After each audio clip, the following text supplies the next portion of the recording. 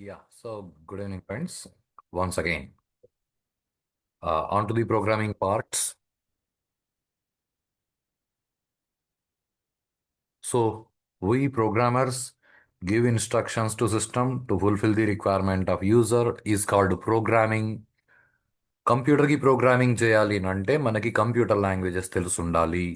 So computer languages రెండు రకాలుగా classify చేశారు. ఒకటి లో లెవెల్ లాంగ్వేజెస్, రెండు high level languages. Low level language that can access processor features directly, high level language that can not access processor features directly. వీటిని with respect to system నేర్పేటప్పుడు, యూజర్లకి నేర్పేటప్పుడు system understands low level language, system doesn't understand high level language అని నేర్పుతారు. ఇప్పుడు లో level లాంగ్వేజ్లో programme చేసినా, హై లెవెల్ లాంగ్వేజ్లో ప్రోగ్రామ్ చేసినా అవి డైరెక్ట్గా సిస్టమ్ మీద రన్ కావు. ఇది జాగ్రత్తగా గుర్తుపెట్టుకోండి. లో లెవెల్ లాంగ్వేజ్ ప్రోగ్రామ్ డైరెక్ట్గా రన్ అవుతుంది కాదు, డైరెక్ట్గా ప్రాసెసర్ ఫీచర్స్ని యాక్సెస్ చేయగలదు. సో డైరెక్ట్గా రన్ అవ్వాలి అంటే that must be a machine code or low level code. Low level code అంటే లో లెవెల్ లాంగ్వేజ్లో రాసిన ప్రోగ్రామ్ కాదు. లో లెవెల్ కోడ్ అంటే మెషిన్ కోడ్. సో అసెంబ్లీ లాంగ్వేజ్లో ప్రోగ్రామ్ రాస్తే అది ఎగ్జిక్యూట్ చేయాలి అంటే దాన్ని మెషిన్ కోడ్గా కన్వర్ట్ చేయాలి. అలా కన్వర్ట్ చేయడానికి అసెంబ్లర్స్ అనే సాఫ్ట్వేర్ మెకానిజంని వాడతారు. హై లెవెల్ లాంగ్వేజెస్లో ప్రోగ్రామ్ రాస్తే వాటిని రన్ చేయాలంటే కూడా మనం మెషిన్ కోడ్గా కన్వర్ట్ చేయాలి. అలా కన్వర్ట్ చేయడానికి కంపైలర్స్, ఇంటర్ప్రిటర్స్ అని రెండు రకాల సాఫ్ట్వేర్ మెకానిజమ్స్ మనకి అవైలబుల్లో ఉన్నాయి. ఇక్కడ we are supposed to we have come across the definition of compilers and interpreters. So compilers, interpreters, they convert high level code into processor appropriate low level code. This is really something important. Don't go for a shorter definition like compilers, interpreters convert high level code to low level code, full stop. Kaadu. They convert high level code into ప్రాసెసర్కి match. అంటే ఏ model processor ఉన్న కంప్యూటర్లో మీరు compile చేస్తున్నారో ఆ model ప్రాసెసర్కి match అయ్యే machine కోడ్గా మాత్రమే జనరేట్ చేస్తాయి. అంటే ఇప్పుడు మీరు P4 మోడల్ మైక్రో ప్రాసెసర్ ఉన్న కంప్యూటర్లో కంపైల్ చేస్తే P4కి మ్యాచ్ అయ్యే లో లెవెల్ కోడ్ వస్తుంది. P3 మోడల్ మైక్రో ప్రాసెసర్ ఉన్న కంప్యూటర్లో కంపైల్ చేస్తే P3కి మ్యాచ్ అయ్యే లో లెవెల్ కోడ్, మిషన్ కోడ్ వస్తుంది. కానీ అసెంబ్లీ లాంగ్వేజ్ ప్రోగ్రామింగ్కి వెళ్ళిన తర్వాత, ఈవెన్ ఎంబెడెడ్ సిస్టమ్స్కి వెళ్ళినప్పుడు, ఎస్పెషల్లీ అసెంబ్లీ లాంగ్వేజ్ ప్రోగ్రామింగ్ అని కాదు, ఎంబెడెడ్ సిస్టమ్స్కి వెళ్ళినప్పుడు అక్కడ మీరు C++ ఈ రెండు లాంగ్వేజెస్లో కూడా మీరు సిస్టమ్ ప్రోగ్రామింగ్ చేయొచ్చు.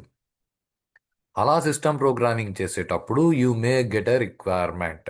Embedded systems programming is what called system programming. అవి చేసేటప్పుడు మీరు ఒకవేళ P4 మోడల్ మైక్రో ప్రాసెసర్ ఉన్న కంప్యూటర్ వాడుతూ P3 మోడల్ మైక్రో ప్రాసెసర్కి మ్యాచ్ అయ్యేలాంటి మిషన్ కోడ్ కావాలంటే జనరేట్ చేసుకునే ఫెసిలిటీ ఉంది ఎంబెడెడ్ సిస్టమ్స్లో. అంటే అక్కడ కంపైలర్స్ వాడరంటే అక్కడ కూడా కంపైలర్స్ వాడతారు. కాకపోతే ఆ కంపైలర్స్ కొంచెం స్పెషల్ కంపైలర్స్. వాటిని క్రాస్ కంపైలర్ అని అంటారు. మామూలు కంపైలర్ అయితే ఏ మోడల్ ప్రాసెసర్ మీద కంపైల్ చేశారో ఆ మోడల్ ప్రాసెసర్కి మ్యాచ్ అయ్యే మిషన్ కోడ్ జనరేట్ అవుతుంది. అలా కాకుండా మీరు క్రాస్ కంపైలర్ యూజ్ చేస్తే, క్రాస్ కంపైలర్స్ మీరు ఏ మోడల్ ప్రాసెసర్కి కావాలి అని చెప్తారో ఆ మోడల్ ప్రాసెసర్కి మ్యాచ్ అయ్యే మిషన్ కోడ్ని తయారు చేసిస్తాయి క్రాస్ కంపైలర్స్. మామూలుగా జనరల్ ప్రోగ్రామింగ్కి మనకి క్రాస్ కంపైలర్స్ మనం వాడము. Cross compilers embedded systems programming చేసేటప్పుడు మాత్రమే వాడతాం. రైట్ నౌ ఈవెన్ అసెంబ్లర్స్లో కూడా మనకి ఇలాంటి కాన్సెప్టే ఉంది. కంపైలర్ ఇంటర్ప్రిటర్ లాంటి అసెంబ్లర్స్ ఉన్నాయి. ఓకే, ఇప్పుడు అసెంబ్లర్స్ గురించి మనకి పెద్ద డిస్కషన్ అవసరం లేదు. కంపైలర్స్, ఇంటర్ప్రిటర్స్ వీటి మధ్య డిఫరెన్స్ తీసుకుంటే జనరల్గా అందరూ చెప్పే డెఫినేషన్ గురించి క్లారిటీ వచ్చిందని అనుకుంటున్నా. Compilers, interpreters are software mechanisms used to convert or translate high level code into processor appropriate low level code, or say machine code. దీనిలో ఇది చాలా ఇంపార్టెంట్ స్టేట్మెంట్. ఇది డెఫినేషన్. ఈ డెఫినేషన్ అయిన తర్వాత డిఫరెన్సెస్. జనరల్గా డిఫరెన్సెస్ ఏం చెప్తారు అని అంటే ఏదో compiler converts high level code into low level code at once, interpreters converts line after line. అలా అది కుదరదు. అలా అది కుదరదు. Say of course it is a wrong statement. Compiler converts at once is a wrong statement. కాస్త జాగ్రత్తగా డెఫినేషన్ని గమనించండి. Compilers are interpreters convert high level code into low level code or say mission code line after line. అంటే మీకు compilers కూడా line after లైనే convert చేస్తాయి, interpreters కూడా line after లైనే convert చేస్తాయి. అంటే మాకు పుస్తకాల్లో మేము చదివినప్పుడు మాకు అలా దొరకలేదు సార్ అంటే అది పుస్తకం రాసిన వాడి తప్పు, కొన్ని చదివిన వాడి తప్పు. ఎందుకంటే మోర్ ప్రాక్టికల్లీ అది నాట్ పాసిబుల్. అట్ వన్స్ మీరు హై లెవెల్ కోడ్ ఒక 100 లైన్లో రాస్తే 100 లైన్లో ఒకటేసారి కన్వర్ట్ చేసి ఇదంతా trash. They convert line after line. Then what is the difference? The difference is interpreter converts line after line and sends into micro processor for execution. Interpreter అయితే high level కోడ్ని low level కోడ్గా line after line convert చేసి డైరెక్ట్గా micro ప్రాసెసర్లోకి పంపిస్తుంది for execution. For example 2 into 3 అని ఉందనుకోండి, దాన్ని మిషన్ కోడ్గా కన్వర్ట్ చేసినాక 2, 3 are copied into CPU registers into is given to ALU. ALU performs process on that 2 and 3 that are stored in CPU registers. Compiler converts a line after line and sends into hard disk and stores as a file. ఇది కాస్త జాగ్రత్తగా గమనించండి. Compiler high level కోడ్ని low level కోడ్గా line after line convert చేసి hard డిస్క్లో store చేస్తుంది ఒక ఫైల్ లాగా, ఎగ్జిక్యూషన్కి పంపదు. ఇప్పుడు ఈ విషయం కాస్త జాగ్రత్తగా అర్థం చేసుకోవడానికి ట్రై చేస్తే, now let me take up a small exemplary thing where you can practically understand the difference between compiler and interpreter. For example, మామూలుగా మీ ఇంట్లో టిఫిన్ దోశలు చేశారనుకోండి. Is is the best example what I'm coming up, because గత 20 సంవత్సరాలుగా ఇదే ఎగ్జాంపుల్ని ఇలాగే చెప్తున్నాను. ఇది చాలా కరెక్ట్గా అర్థం చేసుకునే పద్ధతి. మామూలుగా ఎలా ఉంటుందంటే ఏదో హాల్లో మీ ఇంట్లో ఒక నలుగురు ఉన్నారనుకోండి. ఏదో మీ నాన్నగారు, మీ అమ్మగారు, అక్క, చెల్లి, అన్న, తమ్ముడు, రైటా? మామూలుగా ఇంట్లో టిఫిన్కి ఏం చేస్తారంటే హాల్లో అందరూ కూర్చునేస్తారు.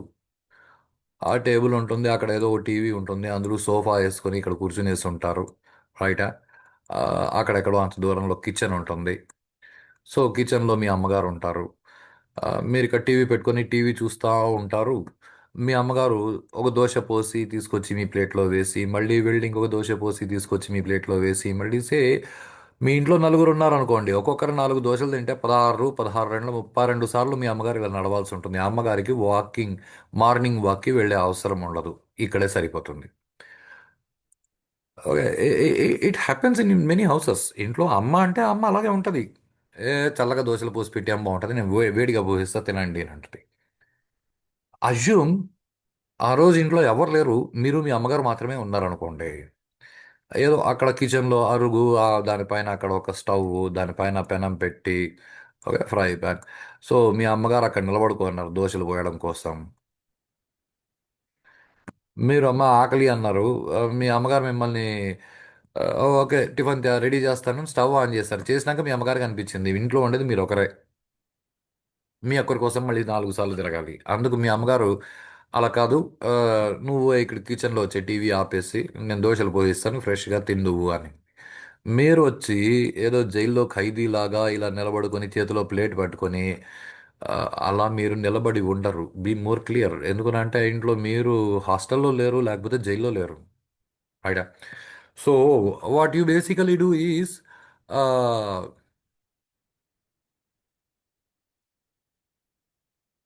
మీరు ఇక్కడ అరుగు మీద ఎక్కి కూర్చునేస్తారు.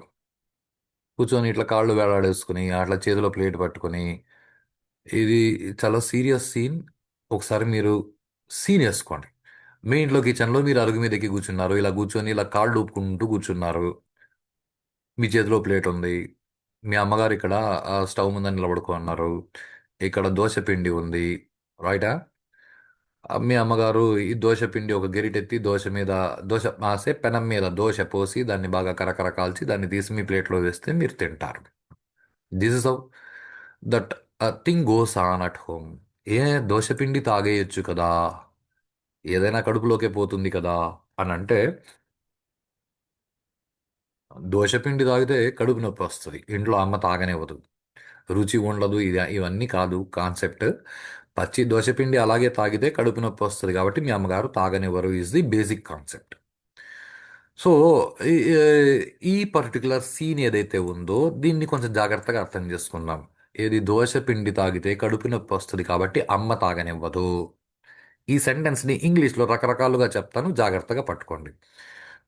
సో దోశపిండి if enters into your stomach, it spoil your intestines. Your digestive system will be corrupted.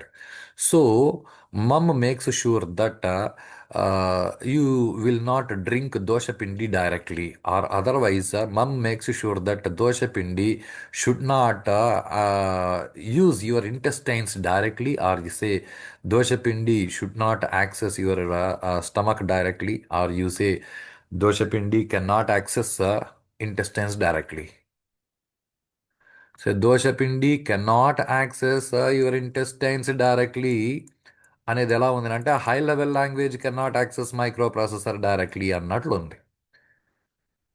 అంటే సే మీ దోశపిండి హై లెవెల్ కోడ్. ఓకే. ఇప్పుడు మీ అమ్మగారు అలా దోశపిండి హై లెవెల్ కోడ్ డైరెక్ట్గా మీ పొట్టని యాక్సెస్ చేయలేదు కాబట్టి మీ అమ్మగారు ఏం చేస్తారంటే దోశపిండిని దోశలాగా మార్చి మీ ప్లేట్లో వేస్తున్నారు. Is what the core concept going on. అంటే ఇక్కడ ఈ దోశని మీరు తినొచ్చు. ఇది ఇంకొంచెం జాగ్రత్త గమనించారనుకోండి, సే మీ దోశపిండి ఈజ్ హై లెవెల్ కోడ్, మీ ప్లేట్లో ఉన్న dosa is low level code. ఇప్పుడు కాస్త జాగ్రత్త గమనించండి. మీ ప్లేట్లో ఒక దోశ ఉంది. మీరు ఆ దోశ ఏదో పచ్చడి మీ అమ్మగారు వేస్తే అది నంచుకొని తింటూ ఉంటే, మీ అమ్మగారు మళ్ళీ ఇంకొక గెరిట దోశ పిండి ఎత్తుకొని పెనం మీద పోసి దాన్ని బాగా కర్ర కర్ర కాల్చి దాన్ని మళ్ళీ మీ ప్లేట్లో వేసి మీరు దాన్ని తింటూ ఉంటే, మీ అమ్మగారు దోశ పిండి ఎత్తుకొని మళ్ళీ పెనం మీద వేసి ఇంకొక దోశ పోసి, ఇది okay, it is going on అనుకోండి. Now start observing. మీరు సంథింగ్ ఇంపార్టెంట్. మీరు మీ చేతిలో ప్లేట్లో ఏ దోశ అయితే ఉందో మీరు దాన్ని తింటారే కానీ పెనం మీద ఉన్న దోశ ఎత్తుకొని మీరు తినరు. Is the basic concept. ఇప్పుడు ఈ రెండు విషయాలు తీసుకుంటే, మీరు మీ చేతిలో ప్లేట్, మీరు ఎప్పుడు మీ చేతిలో ఉండే ప్లేట్లో ఉండే దోశని మాత్రమే తింటారు. ఈజ్ వాట్ మీ చేతిలో ఉన్న ప్లేట్ సిపియు రిజిస్టర్స్, మీరు ఏఎల్యు ఎప్పుడు సిపియు రిజిస్టర్స్లో ఉన్న దోశని తింటుంది, సిపియు రిజిస్టర్స్లో ఉన్న డేటా మీద ప్రాసెస్ చేస్తుంది. Is what the basic concept. మీరెప్పుడు మీ ప్లేట్లో ఉండే దోశ తింటారు, పెనం మీద ఉన్న దోశ తినరు. ఇప్పుడు మీ అమ్మగారు దోశ పిండి ఒక్కొక్క గెరిట ఎత్తి దోశగా మార్చి మైక్రో ప్రాసెసర్లోకి ఇస్తున్నారు. నువ్వు తిను, నువ్వు తిను, నెక్స్ట్ దోశ తిను, నెక్స్ట్ దోశ తిను, నెక్స్ట్ దోశ తిను, డైరెక్ట్గా మైక్రో ప్రాసెసర్లోకి ఇస్తున్నారు. Is what your interpreter does. Interpreter ఏం చేస్తుంది అంటే, హై లెవెల్ కోడ్ ఒక 4 లైన్లు రాసినారనుకోండి, ఫస్ట్ లైన్ని లో లెవెల్ కోడ్గా మార్చేసే దోశగా మార్చి మైక్రో ప్రాసెసర్లకు పంపిస్తుంది ఎగ్జిక్యూట్గా.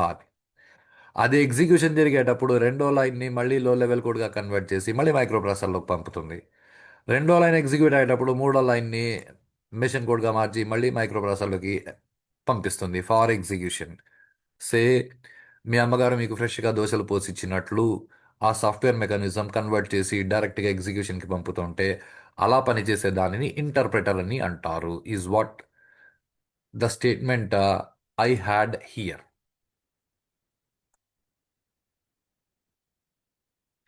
Interpreter converts line after line. Okay, I'll clear this. Interpreter converts line after line, sends into microprocessor for execution. అంటే మీ అమ్మగారు ఫ్రెష్గా దోశలు పోసిచ్చినట్లు. Now now get on to another situation where మామూలుగా ఓకే ఎవరినైనా మాట్లాడితే అందరూ సగం మంది అబద్ధాలు చెప్తారు కానీ తెల్లారి మేము 5 గంటలకు లేస్తాం 6 గంటలకు లేస్తామని. సండే అయితే పచ్చిగా 9 గంటలకు లేస్తారు. నథింక్ మీ అమ్మగారికి ఏదో పని వచ్చింది బయట వెళ్ళాలి. తెల్లారి 8 గంటలకు వచ్చి మిమ్మల్ని లేపించింది సండే. మీరు లేరు. Okay. You make a sound even. అబ్బా మ్యా సండే కూడా అయింది. Obviously, you make a sound like this only because I heard from lot many people. So అంటే ఇప్పుడు మీ అమ్మగారు అంటే కన్న తల్లిని నేను మాతృదేవో భవ పితృదేవో భవ తల్లిని గౌరవించండి అని మీకు ఇన్ని నేర్పిస్తే నేను తెల్లవారు వచ్చి నిన్ను 8 గంటలకు లేపితే నువ్వు పొమ్మ అంటావా? ఆకలిస్తే ఆకలితో చావు అని మీ అమ్మగారు మిమ్మల్ని వదిలేసిపోరు. అమ్మ కదా, అలా వదిలి వెళ్ళలేరు. మీ కర్మగాలు ఆ రోజు కూడా మీ ఇంట్లో టిఫిన్ దోశలు అనుకోండి. Now the question starts. ఇది కాస్త జాగ్రత్తగా పట్టుకోండి. మీకు దోశలు పోసేది రాదు. కాబట్టి మీ అమ్మగారు ఏం చేస్తారు అంటే మిమ్మల్ని లేపిస్తే మీరు లేలేదు కాబట్టి మిమ్మల్ని వదిలేసి వెళ్ళిపోలేక మీ అమ్మగారు దోశలన్నీ పోసి పెట్టేసి వెళ్ళొచ్చు. Is what the concept. ఇప్పుడు దోశలన్నీ పోసి పెట్టేసి అంటే ఎక్కడ పెడతారు అంటే ఏదో ఒక హాట్ బాక్స్ అని ఒక వస్తువు ఉంటుంది ఇంట్లో. ఈ మధ్యకాలంలో ఇవి ఎక్కువైనాయి. Hot box. ఏ హాట్ బాక్స్లో ఎందుకు పెట్టాలి అంటే వేడిగా ఉండేందుకు. ఏ దోశ పోసినప్పుడు వేడిగా ఉంది కదా అంటే దోశ పోసినప్పుడు వేడిగా ఉంది కానీ పోసినప్పుడు మీరు తినలేదు కదా. మీరు ఎప్పుడు తింటారు అంటే టైంలో ఫ్యూచర్లో తింటారు. ఈ something something you are suppose to identify. రైటా? దోశ పోసినప్పుడు మీరు తినట్లేదు, మీరు ఫ్యూచర్లో తింటున్నారు.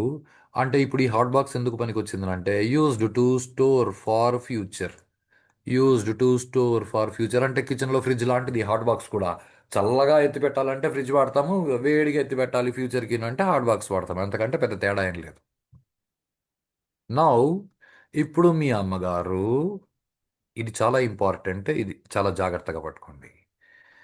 అక్కడ గిన్నెలో ఉన్న దోశ పిండిని పెనం మీద దోశలుగా మార్చి వాటిని తీసుకొచ్చి హాట్ బాక్స్లో పెట్టి అంటే ఇప్పుడు మీ అమ్మగారు కంపైలర్ లాగా పనిచేస్తున్నారు.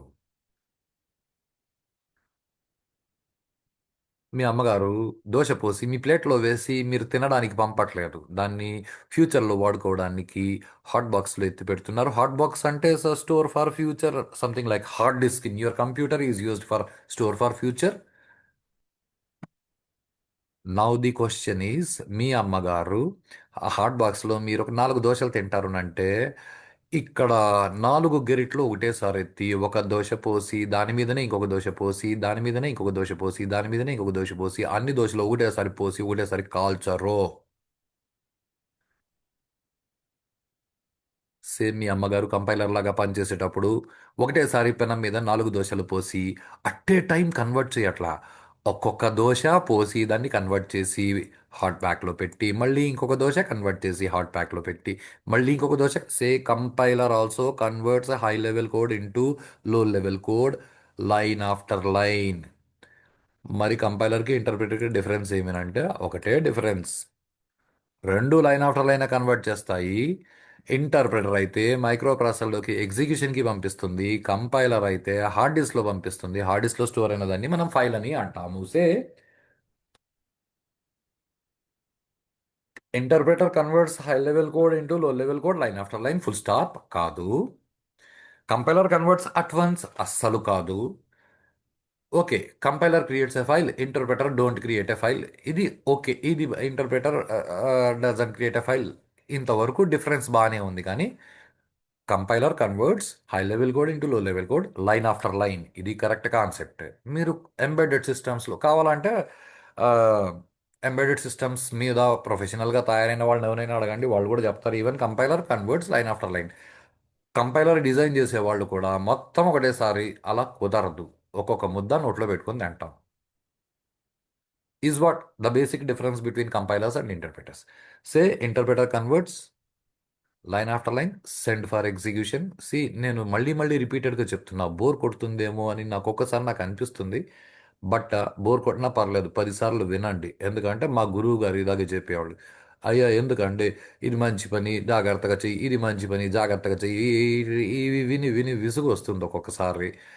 ఇది కరెక్ట్ పని కాదు, ఇది తప్పు, ఇది చెయ్యొద్దు, ఇది చెప్పు, ఇది తప్పు, ఇది చెయ్యొద్దు, ఇన్ని వందల సార్లు చెప్తూ ఉంటారు. అసలు మీకు విసుగు రాదా అంటే మా గురువు గారు నవ్వుతూ ఒక మాట అన్నారు. నాన్న నీకు మంచి పని చెయ్యి చెయ్యి అని పదే పదే ఎందుకు చెప్తారు అంటే నువ్వు చెయ్యవేమో అని భయం.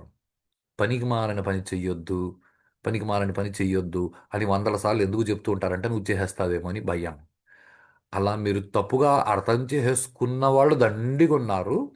దాని నుంచి బయటపడాలని మళ్ళీ మళ్ళీ రిపీటెడ్గా అదే సెంటెన్స్ చెప్తున్నా. Interpreter compiler both convert line after line. Interpreter converts line after line, send in to micro processor for execution.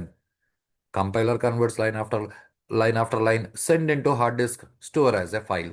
ఆ ఫైల్ని మళ్ళీ మీరు ఫర్దర్ కావాలంటే ఫైల్ ఒక్కసారిగా మళ్ళీ రన్ అవుతుంది. ఇది ఇంకా ఎలా ఉంటుందని అంటే ఏదో ఇప్పుడు నేను మీకు ఒక కాన్సెప్ట్ చెప్తాను.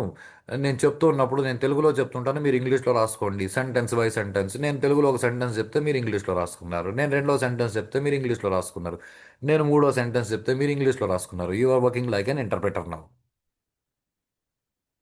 అలా కాకుండా తెలుగులో నేనే ఒక 10 సెంటెన్స్లు పూర్తిగా చెప్పేస్తాను, పూర్తిగా 10 సెంటెన్స్లు విని ఆ తర్వాత నువ్వు ఇంగ్లీష్లో ఒకటేసారి ట్రాన్స్లేట్ చెయ్యి అంటే చాలా జాగ్రత్తగా ఆలోచించండి. 10 తెలుగు సెంటెన్స్లని ఇంగ్లీష్లోకి మీరు 10 సెంటెన్స్లు ఒకటేసారి ట్రాన్స్లేట్ చేస్తారా? ఒక్కొక్క సెంటెన్స్ ఒక్కొక్కసారి ట్రాన్స్లేట్ చేసి అక్కడ రాస్తారు. అంతా రాసిన తర్వాత ఇదిగోండి సార్ అని 10 ఒకటేసారి చూపిస్తారు ఒక ఫైల్ లాగా. That is what the basic difference between compilers and interpreters. And I hope ఈ డిఫరెన్స్ బాగా అర్థమైందని అనుకుంటున్నాను. Compilers interpreters. Now the thing is which one to choose. అంటే మేము ఒక లాంగ్వేజ్ నేర్చుకుంటున్నాం సార్. మేము కంపైలర్ వాడితే బాగుంటుందా, ఇంటర్ప్రిటర్ వాడితే బాగుంటుందా? A question that you are suppose to have. మీకు ఇలాంటి క్వశ్చన్ రావాలి. ఎందుకనంటే ఏందో సి ప్రోగ్రామ్ చేసేవాళ్ళు చాలా మందిని చూసాను నేను. ఆల్ టైప్ నైన్ నొక్కు కంట్రోల్ ఎందుకు నొక్కుతారు అంటే అలా నొక్కితేనే వస్తుంది result. Bloody result oriented content మీద బిజినెస్ చేసేవాళ్ళు ఆలోచి బిజినెస్ చేసే వాళ్ళకి రిజల్ట్స్ కావాలి. నువ్వు పని అలా చేసినవి ఇంపార్టెంట్ కాదు. కానీ మనం ఆలోచించి చేయాల్సిన వాళ్ళు మనం ప్రోగ్రామర్స్. మనం రిజల్ట్ ఓరియంటెడ్గా పని చేయాలి కరెక్టే. కానీ రిజల్ట్ రావడానికి మనం ఏం చేయాలో ఎందుకు చేస్తున్నామో అవన్నీ మనం అర్థం చేసుకోవాలి. అలా అర్థం చేసుకుంటే దాన్ని స్కిల్ అని అంటారు. సే ఫర్ ఎగ్జాంపుల్ మన ఇంట్లో సీలింగ్ ఫ్యాన్ ఉందనుకోండి. సీలింగ్ ఫ్యాన్లో స్పీడ్ పెంచాలి అని అంటే దానికి అదేదో ఒకటి రౌండ్గా ఇస్తాడు, దాన్ని తిప్పాల్సి ఉంటుంది. 1 2 3 4 5 అని నెంబర్లు ఉంటాయి. అదే టేబుల్ ఫ్యాన్ తీసుకున్నారనుకోండి, టేబుల్ ఫ్యాన్లో అలా తిప్పడానికి ఇవ్వడు, వాడు నొక్కడానికి బటన్లు ఇస్తాడు. ఇప్పుడు సీలింగ్ ఫ్యాన్ పెట్టి నేను బటన్లు నొక్కుతాను, నాకు బటన్లు కావాలి, బటన్లు ఇవ్వండి సీలింగ్ ఫ్యాన్కి అంటే సీలింగ్ ఫ్యాన్ తయారు చేసిన ఏ షాప్లో మీరు కొంటున్నారో వాడు సారీ బాస్ నీకు సీలింగ్ ఫ్యాన్ కావాలంటే మేము రౌండ్గా తిప్పా నాబ్ ఇస్తాము దాన్ని తిప్పుకో అని అంటాడు. మాకు టేబుల్ ఫ్యాన్ కావాలి అంటే టేబుల్ ఫ్యాన్ ఇస్తాడు, దానికి అఫ్ కోర్స్ స్విచ్లు ఉంటాయి, నొక్కాల్సి ఉంటుంది 0 1 2 3. నాకు ఇది వద్దు, నాకు అట్లా తిప్పడానికి ఇవ్వు అని అంటే వాడు ఐఎమ్ సారీ బాస్ ఆ తయారు చేసినోడు వాడు బటన్లే ఇచ్చాడు, నీకు కావాలంటే నువ్వు బటన్లే వాడు అంటాడు. అలా ఫ్యాన్ తయారు చేసిన వాడు ఫ్యాన్లో స్పీడ్ పెంచడానికి స్విచెస్ ఇచ్చాడా, రెగ్యులేటర్ ఇచ్చాడా అన్నది తయారు చేసిన వాడు ఇష్టం. వాడు ఏం కావాలంటే అది ఇచ్చుంటాడు, వాడు పర్పస్ని బట్టి ఇచ్చుంటాడు, అది వాడి ఆలోచన. వాడేమిస్తే మనం దాన్ని వాడుకోవాలి కానీ it is not our choice అన్నది ఎంత సింపుల్లో. హై లెవెల్ లాంగ్వేజ్లో ప్రోగ్రామ్ రాస్తే దాన్ని లో లెవెల్ కోడ్గా కన్వర్ట్ చేయడానికి కంపైలర్ వాడతారా, ఇంటర్ప్రిటర్ వాడతారా అని అంటే అది ఒక పిచ్చి ప్రశ్న. ఆ హై లెవెల్ లాంగ్వేజ్ తయారు చేసిన వాడు ఏమి ఇచ్చినాడో మనం దాన్ని వాడాలి. ఇది చాలా జాగ్రత్తగా గుర్తుపెట్టుకోండి. ఎందుకంటే మనకి చాలా హై లెవెల్ లాంగ్వేజెస్ తెలుసు.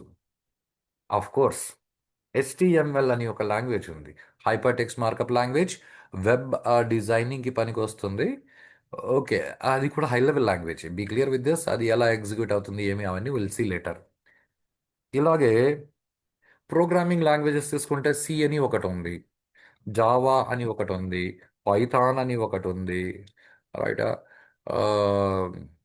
విబి అని ఒకటి ఉంది. ఇదే VB.NET అని అంటారు ఈ మధ్య కాలంలో. పాత రోజుల్లో విజువల్ బేసిక్ అని పిలిచేవాళ్ళు.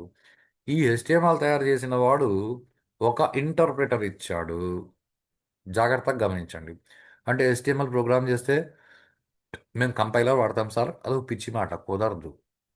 సీలింగ్ ఫ్యాన్కి బటన్లు ఇచ్చినాడు సార్, నేను నొక్కుతాను అన్నట్లు ఉంటుంది. వాడు ఎప్పుడు ఈ సీలింగ్ ఫ్యాన్ తయారు చేసినోడు అందరూ ఎవడు బటన్ లేడు. సీలింగ్ ఫ్యాన్కి బటన్లు ఇస్తే ఆ ఫ్యాన్ తిరిగేటప్పుడు నువ్వు ఆఫ్ చేయాలంటే చేయలేవు, ఎందుకంటే బటన్లు అన్ని ఫ్యాన్లో పెట్టుంటాడు. వాడు రెగ్యులేటర్ ఇచ్చుంటాడు, వాడు ఏమి ఇచ్చుంటే మనం అది వాడాలి. లాగా VB.NET అని ఒక లాంగ్వేజ్. ఈ విబి తయారు చేసిన వాడు కూడా ఆ విబి లాంగ్వేజ్ మీరు నేర్చుకుని దానిలో ప్రోగ్రామ్ చేస్తే దాన్ని మెషిన్ కోడ్గా కన్వర్ట్ చేయడానికి ఒక ఇంటర్ప్రెటర్ ఇచ్చాడు. అలాగే పైథాన్ తయారు చేసిన వాడు కూడా పైథాన్ ప్రోగ్రామ్ని కంపైల్ చేయడానికి ఒక ఇంటర్ప్రెటర్ ఇచ్చాడు. ఇది కొంచెం జాగ్రత్తగా గమనించండి. ఆఫ్ కోర్స్ పైథాన్లో ఒక కంపైలర్ కూడా ఉంది, అది దాని గురించి మళ్ళీ చూస్తాం. ఆ పైథాన్లో జనరల్గా ఎవరు కంపైలర్ గురించి మాట్లాడరు. పైథాన్ బేసిక్గా దానిలో ఒక ఇంటర్ప్రెటర్ ఉంది. అదే సి లాంగ్వేజ్ తీసుకున్నారనుకోండి, సి లాంగ్వేజ్ తయారు చేసిన వాడు సి లాంగ్వేజ్లో రెండు కంపైలర్లు ఇచ్చాడు. అది జావా తయారు చేసిన వాడు మరీ విచిత్రం. ఒక కంపైలర్ ఇచ్చాడు ప్లస్ ఒక ఇంటర్ప్రెటర్ ఇచ్చాడు. అంటే మీరు జావా నేర్చుకుంటే జావాలో ప్రోగ్రామ్ రాస్తే ఆ తర్వాత దాన్ని మిషన్ కోడ్గా కన్వర్ట్ చేసి ఎగ్జిక్యూషన్ చేసే టైంకి మీరు ఒక కంపైలర్ ఒక ఇంటర్ప్రిటర్ వాడుంటారు. సి లాంగ్వేజ్లో మీరు రెండు కంపైలర్లు వాడుంటారు. అదే పైథాన్లో ప్రోగ్రామ్ రాస్తే మీరు ఇంటర్ప్రిటర్ వాడుంటారు. VB.NETలో మీరు ఇంటర్ప్రిటర్ వాడతారు. HTMLలో మీరు ఇంటర్ప్రిటరే వాడతారు. అంటే ఇంకా మిగతా చాలా లాంగ్వేజెస్ ఉన్నాయి. అది అది say you have lot many languages. A language తయారు చేసినోడు ఆ లాంగ్వేజ్ ప్రోగ్రామ్ని మెషిన్ కోడ్గా కన్వర్ట్ చేయడానికి వాడేమి ఇచ్చింటే మీరు అది వాడాలి. అసలు అలాంటివి ఉన్నాయన్న సంగతి తెలియకుండా అలా నొక్కితే వస్తుంది, ఇలా నొక్కితే వస్తుంది, మాకు చాలా స్కిల్స్ వచ్చినాయి అని అంటే అవి స్కిల్స్ కాదు. Right? So and I hope you should have a query here. మిగతా అన్ని బాగానే ఉన్నాయి, సిలో జావాలో ఇలా రెండు రెండు ఎందుకు ఇచ్చినాడు, ఒకటిస్తే చాలు కదా అనే ఆలోచన మీకు రావాలి. You should have a question like this. It is very good if you have a question. If you don't have a question, I'm raising this question. సిలో రెండు కంపైలర్లు ఉన్నాయి ఎందుకు? జావాలో ఒక కంపైలర్ ఒక ఇంటర్ప్రిటర్ ఉన్నాయి. అఫ్ కోర్స్ జావాలో ఒక కంపైలర్ ఒక interpreter ఉన్నాయని నేను చెప్తున్నాను, మీరు జనరల్గా వాడేది అలా కాదు. జావాలో ఇంకా చాలా కంపైలర్లు ఉన్నాయి. జావాలో JIT కంపైలర్ అని ఒకటి ఉంది, RMI కంపైలర్ అని ఒకటి ఉంది, ఇంకా చాలా కంపైలర్స్ ఉన్నాయి. కానీ రెగ్యులర్ యూజ్లో మీరు అది వాడరు. You will be using one compiler one interpreter. Of course ఇక్కడ కూడా ఇంటర్ప్రిటర్ వాడరు, ఇంటర్ప్రిటర్ ప్లేస్లో వేరే కంపైలర్ ఒకటి పని చేస్తుంది జావాలో. Okay, those things will see. Basic question, why two? ఒకటి చాలు కదా ఈజ్ వాట్ ది క్వశ్చన్. ఇది ఆలోచించండి. దీనికి solution why two, that we will see tomorrow. So have a good day.